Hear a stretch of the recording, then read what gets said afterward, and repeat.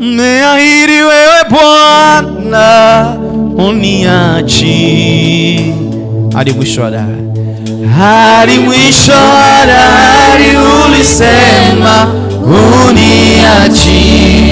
Wewe ni Mungu, wewe ni Mungu uliye mwaminifu siku zote.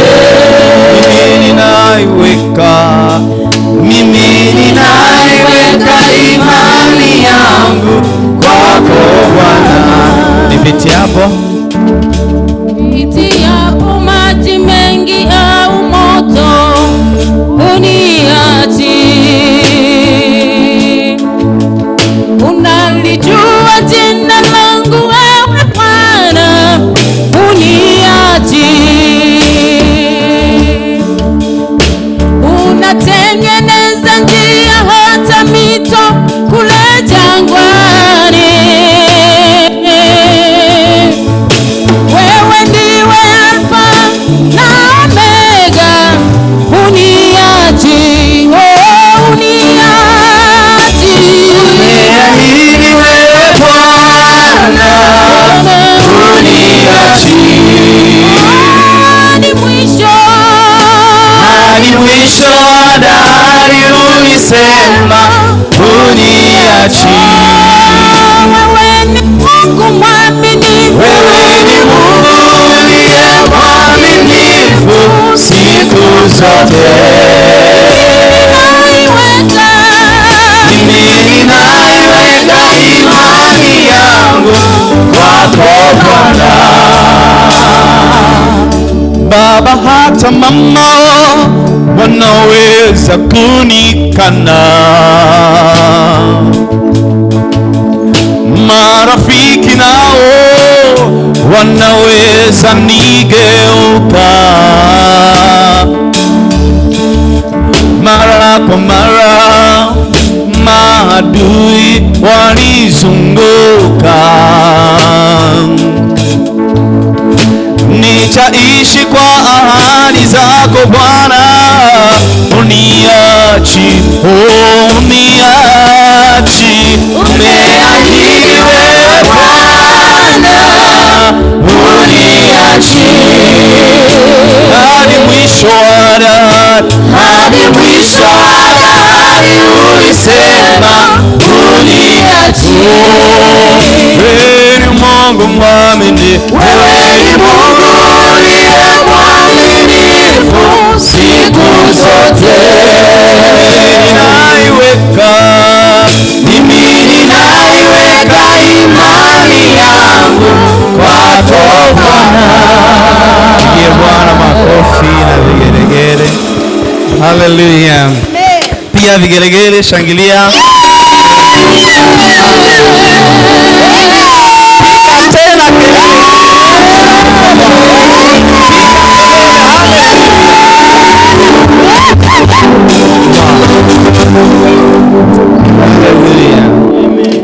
kulikuwa kuna roho nzito hapa, lakini ulivyoshangilia imeondoka. Biblia inasema, tutasoma kitabu cha Mathayo mlango wa 2 mstari wa 16 na 18. Mathayo 2:16 na 18. Biblia inasema wana wa Israeli walipewa maelekezo kwamba wataingia Kanaani kwa kupiga makelele tu. Kwa sometime kelele zetu zina maana kubwa sana mbele za Mungu. Hallelujah. Mathayo mlango wa 2 mstari wa 16 mpaka 18, nasoma kwa msaada wa Mungu. Ndipo Herode alipoona ya kuwa amedhihakiwa na wale mamajusi, alighadhabika sana, akatuma watu wakawaua watoto wote wanaume waliokuwako huko Bethlehem na viungani mote, tangu mwenye miaka 2 na waliopungua, kwa muda ule aliohakikisha kuwa kwa wale mamajusi. Ndipo lilipotimia neno lililonenwa na nabii Yeremia akisema, sauti ilisikiwa Rama, kilio na maombolezo mengi, Raheli akiwalilia watoto wake, asikubali kufarijiwa kwa kuwa hawako. Amen. Tukae. Hallelujah. Ndugu zangu, kichwa cha somo cha leo ni ukatili upo, tuupinge. Ukatili upo, tuupinge. Maneno mawili ya msingi: ukatili, na neno la pili kupinga. Nini maana ya ukatili? Kibibilia ina maana 5 za ukatili. Neno la kwanza ni hamas. Hamas ni neno la Kiebrania. Tafsiri yake ni vurugu, ni dhuluma, ni uonevu.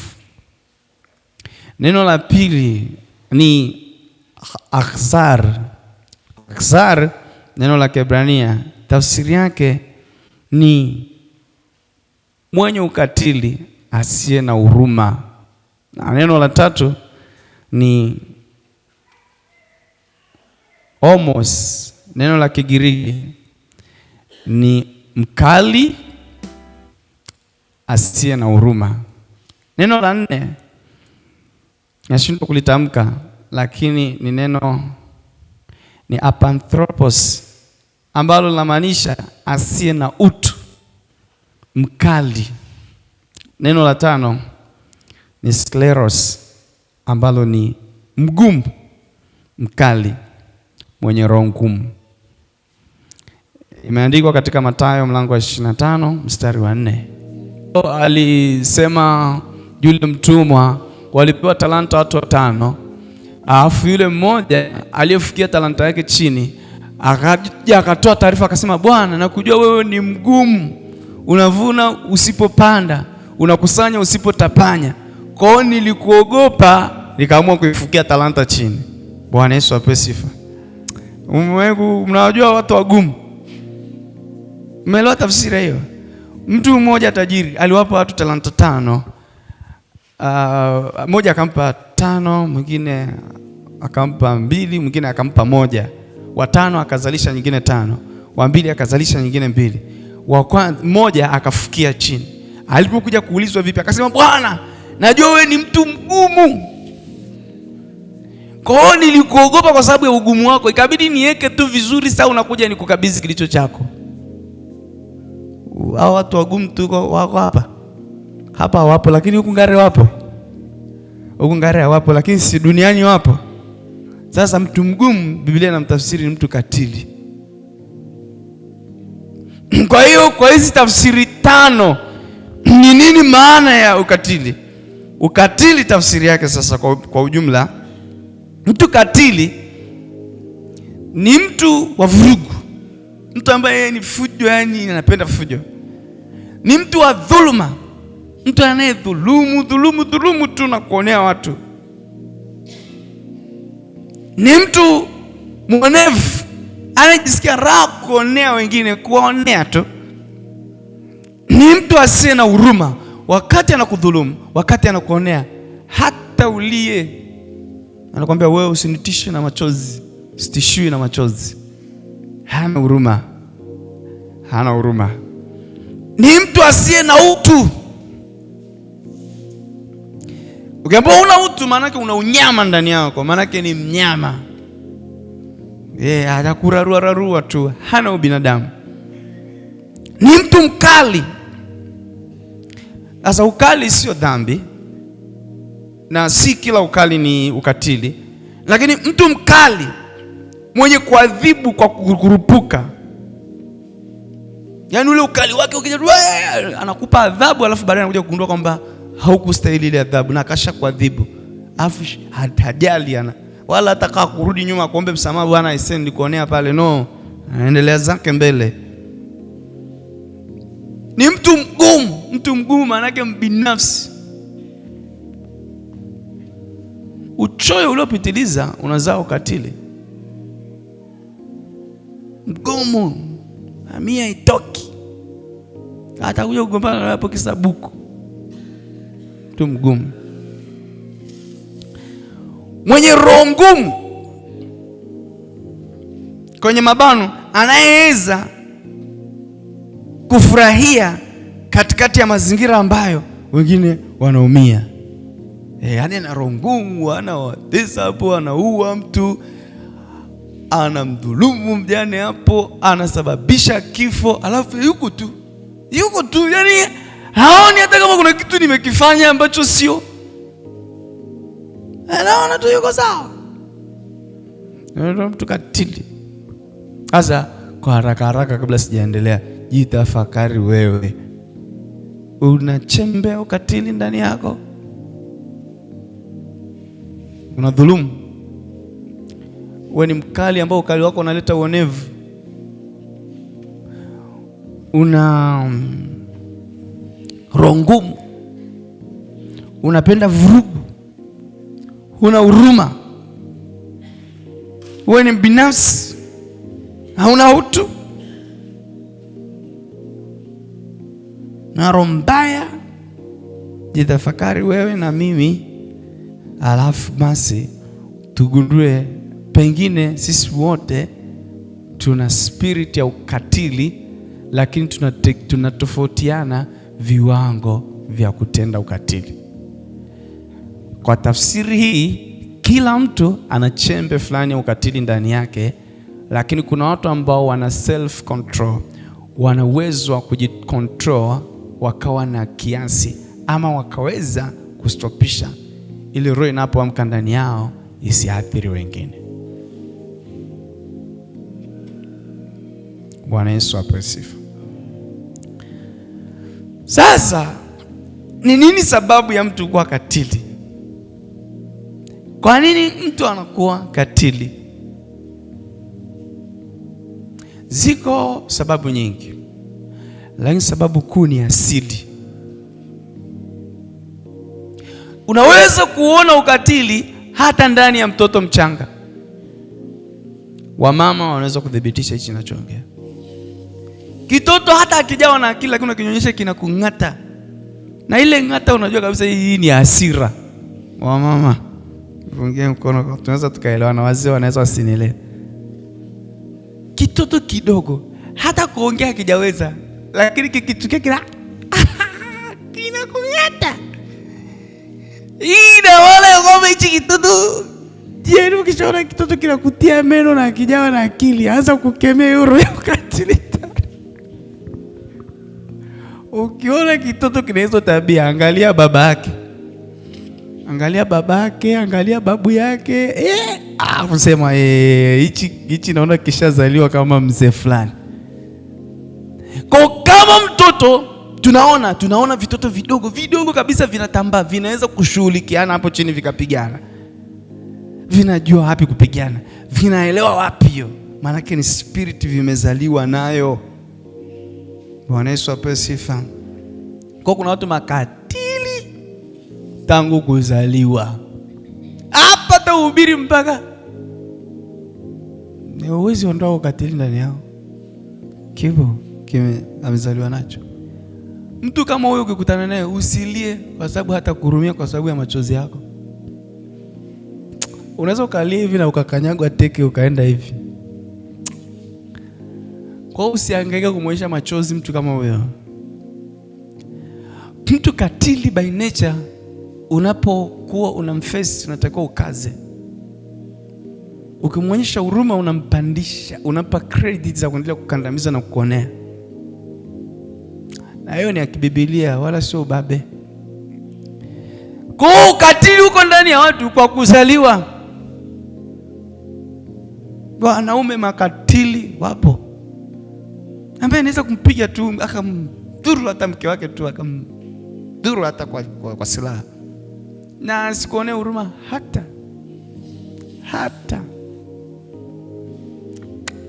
Niadisiwa story moja ya baba mmoja katili. Kasema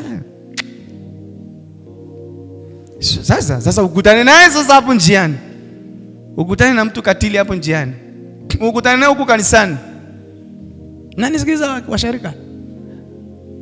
Mtu katili ukutane naye njiani, ukutane naye kanisani. Ndio malaika. Ndio malaika. Lakini huko anajua yeye na Mungu wake. Huku hana huruma. Kuna mazingira ukikutana naye, yeye ndio mchungaji. Akiongea unasema huyu ni mtu lakini kumbe anaweza kukuua hivi kabisa, akakuchinjia mbali, alafu akaambiwa aliyefanya hichi ni huyu, mkasema hapana, amemsingizia.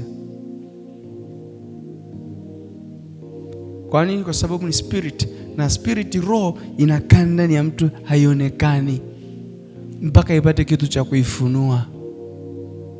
Hii ina maana ya kwamba hawa watu makatili tunaishi nao nyumbani, tunaishi nao kanisani, tunaishi nao katikati ya jamii.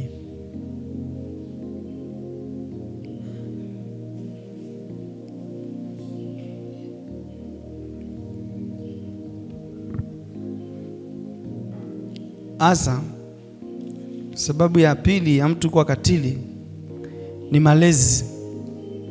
Malezi. Mimi nimeshuhudia wazazi wanasema usikubali kuonewa, akikupiga mlabue na wewe. No. Yo ni roho. Unapalia roho. Yaani unamwambia mtoto wako eti akipigwa alabue na wewe. Mimi nafikiri sio kitu kizuri. Sio kitu kizuri. Sio kitu kizuri hata kidogo. Mtoto wote ambaye anaambiwa eti akikupiga na wewe mpige, anaandaliwa kuwa mkorofi, kuwa mtu wa vurugu. Mtoto mzuri anayelelewa Kikristo, mwenzako akikupiga kaseme kwa mwalimu, usipigane mwanangu shule. Asa yeye amenipiga, usimrudishie. Wewe nenda kwa mwalimu. Wewe mwache. Huyo mtoto wako atakuwa salama. Sikiza kwambie kitu. Mtoto mwenzake anafanyaje? Anampiga kofi pa. Akiondoka kwa nini kitaongezeka? Hawezi kumfuata aende kumuongezea kofi, hawezi kumfuata aende kumpiga na jiwe. Lakini anapompiga kofi na wewe ulimfundisha amrudishie, akamrudishia ngumi, kinachotokea hapo ni mtoto anakuja amepasuliwa kichwa jiwe. Kwa nini? Wazazi wameolewa watoto wao, wamewaandaa kupigana, wamewaandaa kwa makatili. Kwa malezi tu kianaandaa mtu kuwa katili, kuja kuwaumiza wengine. Hiyo ni direct. Malezi indirect. Asubuhi umeamka hapo, watoto wameona mara mama kapigwa ngumi, mara baba wamerushiana mangumi hapo na mama, nini, damu zimetoka. Ile spirit inaanza kujiumba ndani ya mtoto taratibu, taratibu, taratibu. Mtoto anazoea damu, mtoto anazoea watu kuumizwa, mtoto anazoea watu kufujo. Ile roho yake inakuwa ngumu mpaka ajawe mtu mzima. Hajali tena. Nani kamfundisha? Mama na baba, kaka na dada. Malezi yanaweza kuharibu nafsi ya mtu. Bwana Yesu apewe sifa. Hallelujah. Cha tatu kinachoweza kuharibu ni uonevu uliopitiliza. Mtoto wa mjomba, mtoto wa shangazi, wazazi wako hapo wamefariki, umepewa wewe mlee. Kila siku ni kumpiga, roho yake inakuwa sugu. Mfanyakazi wako wa shambani, kila siku kumdhulumu, amefikisha milioni anakudai, humlipi. Siku anaweza kung'oka hata na shingo ya mtoto wako, hutaamini. Malimbikizo ya mateso na maumivu uliompandikizia mtu kidogo. Alafu dakika za mwisho anapiga hesabu, anaona kabisa hapa sitakaa nipewe haki yangu. Anapiga hesabu, anaona kabisa hapa huyu simwezi, polisi nikienda anatangulia kule ananishinda. Hapa nikisema nimshtaki kwa wakwe tu atanigeuka mimi.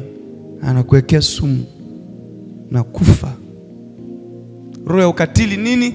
Mlundikano wa maumivu yasiokuwa na tiba, yasiokuwa na majibu, vimelundikana ndani ya moyo wa mtu. Anasema sitakubali. Ndio unasikia amepiga shoka mtoto na mke, amepiga shoka na nani. Sikiza nikwambie kitu. Unapomwonea mwenzako, unapomwonea mume wako au mke wako, unapomwonea mtoto, unapowaonea watu, ukaona ananyamaza, ujue ukatili unaumbika ndani yake taratibu. Itakapofika kwenye kiwango cha mwisho cha uvumilivu, huyo mtu mpole, huyo mtu ambaye akizulumiwaga hajibu, huyo mtu ambaye akionewa haendaki kushtaki mahali, huyo hilo boya lako umekaa nalo, unajua tu ili ni boya tu linalionea linavyotaka, litafanya kitu ambacho ambacho jamii nzima itashangaa. Kuna ukomo wa kuvumilia.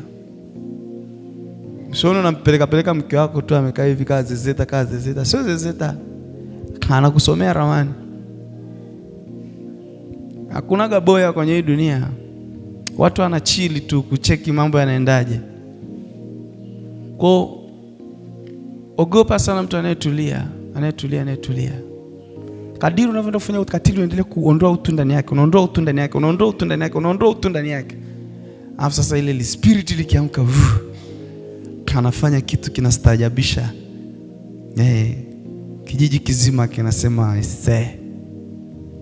kama yule wa kule nani alichoma moto.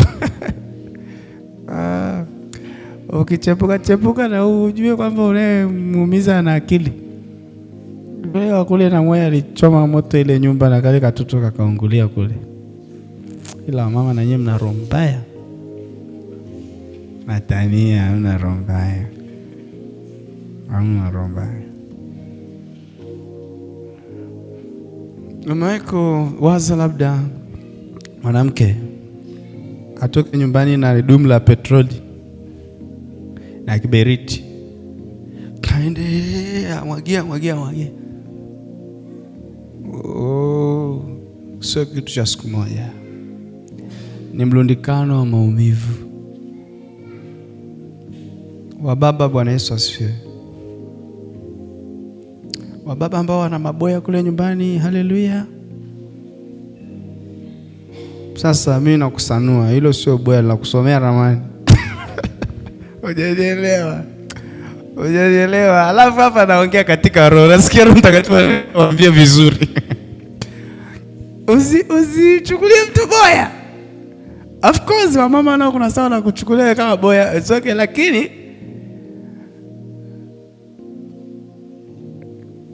sometimes tunaweza kupoteza kila kitu kwa sababu ya mlundikano wa maumivu ambayo hayana tiba. Namba 5, sababu ya ukatili ni usaliti. Na namba 6 ni mafunzo maalum kwa sababu maalum. Watu wanapoandaliwa kwa majambazi wanafundishwa kuua, anapelekwa training kabisa ya kuua. Analetewa mtu hapo analia mpige risasi. Baadhi ya zile nchi zenye waasi na nini, wanapochukua watoto wadogo wa recruit, wanawatengenezea roho ngumu ili waweze kufanya uasi, na kwa hiyo mtoto mdogo anaanza kufundishwa kuua. Hasa kadhalika na hao watu wanaoenda kutafuta madawa, mama pesa haya ya uchawi, anapoambiwa muue mama yako, shida tu sio damu ya mama yake, shida ni kumtengenezea roho ya ukatili. Kwa sababu kuna saa ataambiwa akamdhuru ndugu, kuna saa ataambiwa akasababisha ajali basi zima watu wote wafe. Kwa anaanza kutengenezewa spirit ya ukatili, anaambiwa leo muue ndugu yako huyu, leo muue yule. Anaanza kidogo kidogo. Hakunaga mchawi anaweza kuwa mchawi bila kupewa zoezi la kuua. Sasa yale ni mafunzo maalum, mtu anajengewa ukatili maalum kwa kazi maalum ya kutenda ukatili katikati ya jamii.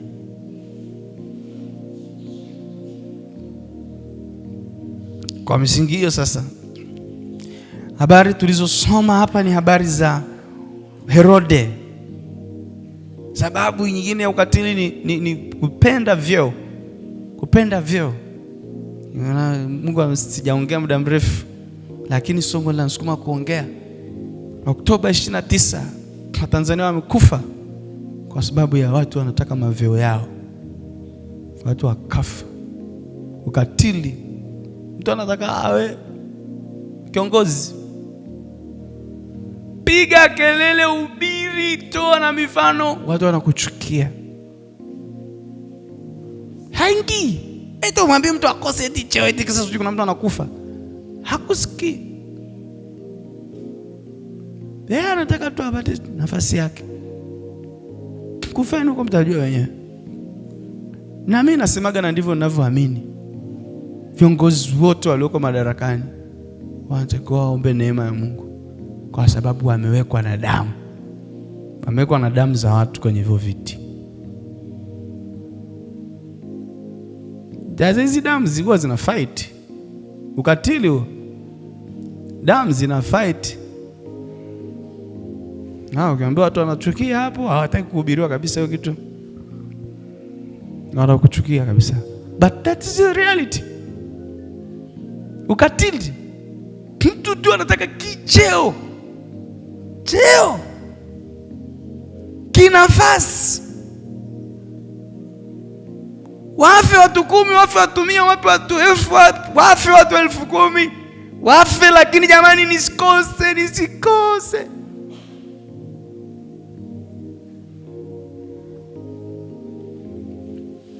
Na uwaji, roho ya ukatili inaletwa na tamaa ya mali, tamaa ya cheo. Na kwani wanadumu basi? Hawadumu. Watu waovu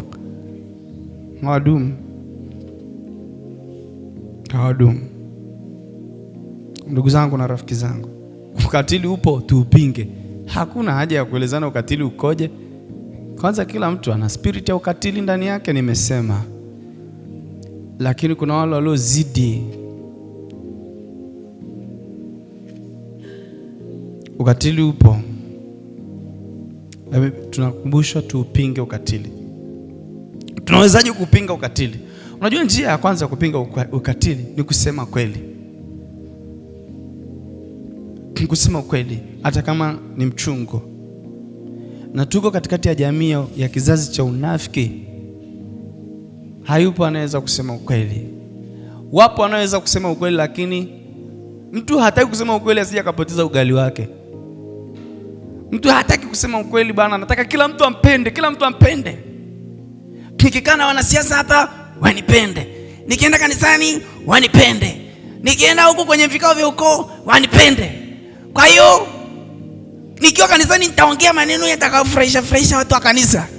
Nikiwa na wanasiasa nitawapamba, hata kama wameua watu wakawa viongozi nitawapamba ili nizidi kupata kibali kwao. Nikiwa njia ya kuondoa ukatili ni mtu aambiwe ukweli. Na anayesema ukweli ana riski maisha yake. Lakini kama ni kwa shauri la Bwana, wako walioandikiwa kusema ukweli wauawe. Kila lililokusudiwa na Mungu kilitatokea. Kuna ambao wanakufa, tunasema wamekufa kwa uzembe, lakini Mungu aliwaweka wao watoe ujumbe wao wafe.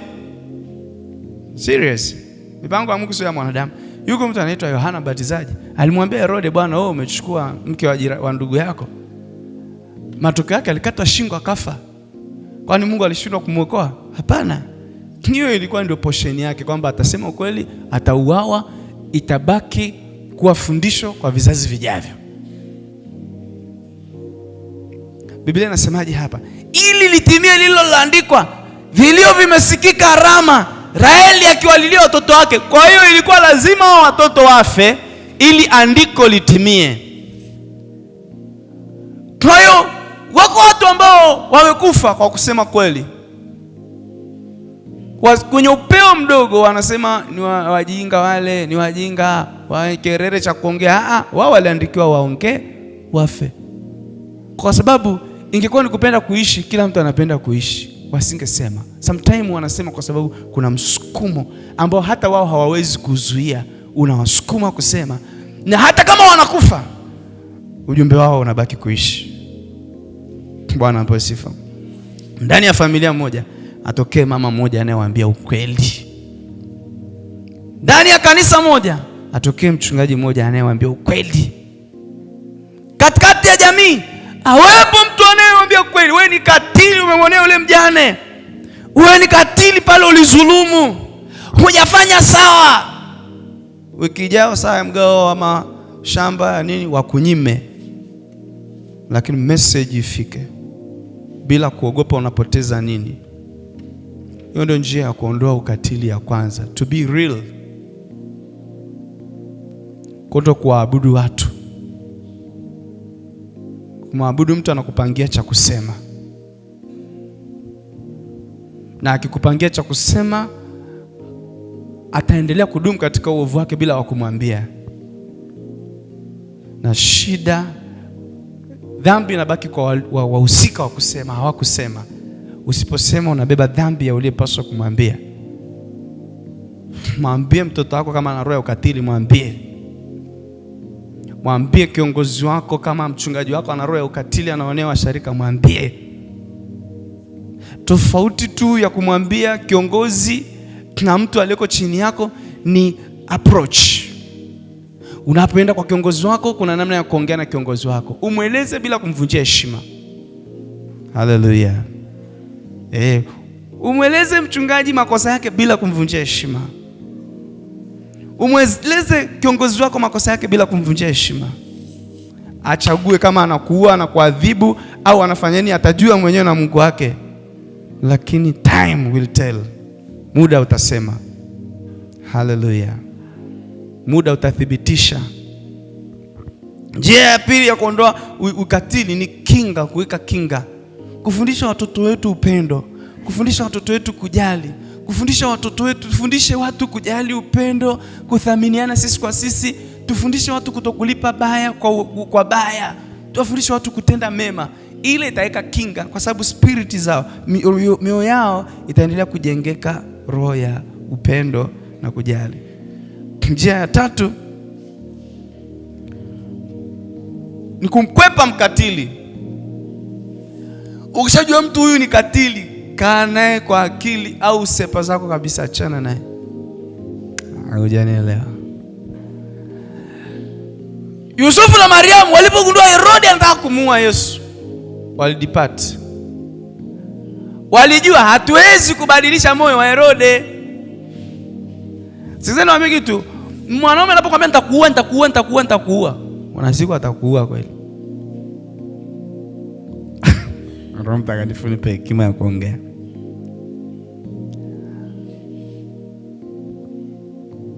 Uwe mwerevu kama nyoka na mpole kama ua, Biblia inasema. Haleluya. Si kila mtu katili unaweza kuondoa ukatili wake kwa vikao. Watu wengine makatili inatakiwa tu ukae nao mbali. Akili za kupewa, basi ni ukupa ka akili kidogo, changanya na za kwako sasa. Namba 4 ni kuepuka tamaa mbaya. Rizika na tulicho nacho. Haya maukatili yote yanaletwa kwa sababu ya matamaa. Unatamani hata mtu afe ili uchukue mali yake. Matamaa, watu wanafukuzwa kama mbwa kwenye maeneo yao ya kuzaliwa. Mtu anatamaa tu apate hela. Epuka tamaa. Tamaa zinaua. Utadhulumu, utapata hela, lakini kuna saa utalala usingizi. Utapata mali, lakini kuna saa utaweza kuzifurahia hizo mali za dhuluma. Kuna saa utalala hivi, utaona watu wanakujia, unasema hao nilikuwa tunahubiri kule na Mwai, nikamwambia watu wema kabla hawajafa wanatokewa na malaika, wanaanza kuambia ndugu zao, mwanangu, naona sitabaki, nitieni watoto wangu. Kuna ndoto nimeota, nimeonyeshwa, kwa hiyo naona sitabaki. Watu wema hao wanaaga ndugu zao vizuri, wanaonyesha sehemu ya kuzikwa, wanapatanisha ndugu zao, wanakufa. Watu wakatili waliodhulumu watu kabla hajafuta sikia, hao ni suye.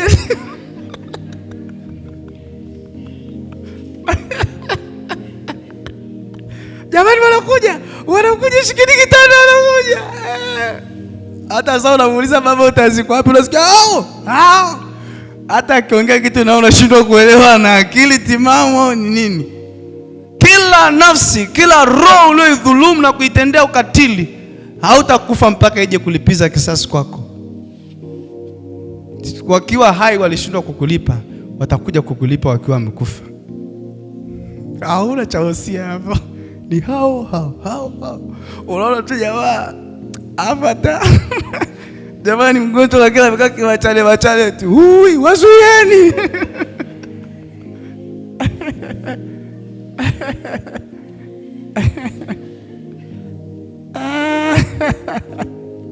Wakati wenzangu wanaona malaika, wanaona uwepo wa Bwana, wanaona mapicha picha, wanaona watu wanakuja na masime na manini. Mpaka udanje changu watu watakiona. Kwa hiyo ukatili ni mbaya, hauna mwisho mwema. Rizika na ulicho nacho, rizika na ulicho nacho. Namba 5 kama sikosei, kutenda haki. Njia ya kuondoa ukatili, tenda haki. Namba 6 na mwisho, maombi. Kwa kuwa ni spirit, kwa kuwa ukatili ni roho, unapojigundua kwamba una ukatili, funga na kuomba Mungu akuondolee ukatili. Bwana Yesu asifiwe. Kila kitu, mimi nikumbuka sana maombi yangu niliyoomba nikiwa mdogo. Nampenda Mungu, alafu kuna viroho ambavyo niko navyo vya ajabu ajabu, kwa sababu nilikuwa kwenye mazingira magumu sana. Nilikuwa mchoyo nikiwa shule, mtu akiniomba kitu yani roho inaniuma, sema ni jamaa kwao ana hela alafu anakuja kuniomba omba. Sasa ikifika ile saa ya kunywa uji shule, nakuwa yani mimi niwahi kule bwenini kabla watu hawajaingia, ili nifungue dranka langu nitoe sukari kabla watu hawajaja wasije kuniomba. Sasa niko nanyanyasika. Sasa siku moja nikawa nimekaa, sasa nimetoka kuhubiri kipindi, watu wamefunguliwa, naomba, watu wameanguka mabwenini huko wanaletwa tu. Mimi niko naomba, biko zangu nimepiga vaa zangu kisharo hapo ni pensi, nimevaa na macheni. Naomba tu mimi nikisema kwa jina la Baba, watu wanaanguka mabwenini kule, wanaletwa mzobe wanakusanywa hapo. Watu wanatembea huko njiani wanaanguka. Pastor yuko kipindi. Ile siku Mungu katenda maajabu. Afu akija pale nawaambia watu, sasa kwa kuwa sio sisi tumewaangusha huko, waacheni hapo. Tunazunguka tunaomba watu, ananyanyuka mmoja mmoja anafunguliwa, mmoja mmoja anafunguliwa. Kesho yake shuhuda nyingi, mchungaji mimi kwa sili maharage, jana nimekula maharage, pastor kakatuma. Nimekuwa maarufu hapo shule. Sasa nimerudi bwenini hiyo, sasa najificha ficha watu wasiniombe sukari. Nafsi kanisa sasa, baba mtumishi gani tena huyu mchoyo namna hii?